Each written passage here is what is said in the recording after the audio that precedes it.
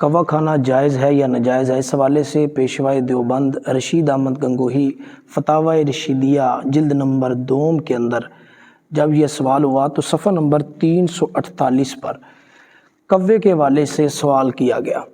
سوال کیا ہے کہ جس جگہ ذاغ معروفہ کو اکثر حرام جانتے ہیں اور کھانے والے کو برا کہتے ہوں، تو ایسی جگہ اس کوا کھانے والے کو کچھ ثواب ہوگا یا نہ ثواب ہوگا نہ عذاب؟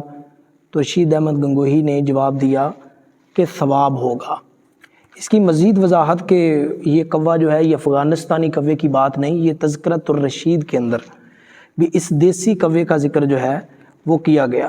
اس کے اندر بھی رشید احمد گنگوہی نے جو کوے کے حوالے سے کہا، امام ربانی میری یہ اس تقریر کو سن رہے تھے، مسکرائے، فرمایا ہاں کھانا شروع کر دو کسی طرح تو کم ہو، یعنی یہ کوے کا ذکر ہو رہا ہے کہ اسے کھانا شروع کر دو کسی طرح تو کم ہو۔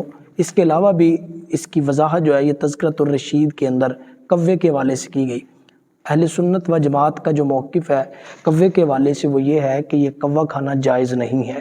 مزید اس کی وضاحت کو امام اہل سنت مجدد دین و ملت امام احمد رضا خان محدث بریلوی رحمۃ اللہ علیہ، حضور نائب غوث البراء رحمۃ اللہ علیہ نے بیان کیا۔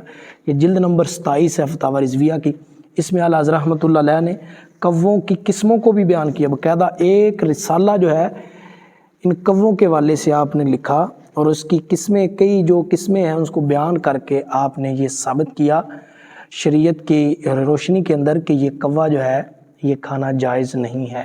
اللہ تعالیٰ سے دعا ہے اللہ پاک ہمیں قرآن و سنت کا صحیح طور پر فہم نصیب فرمائے۔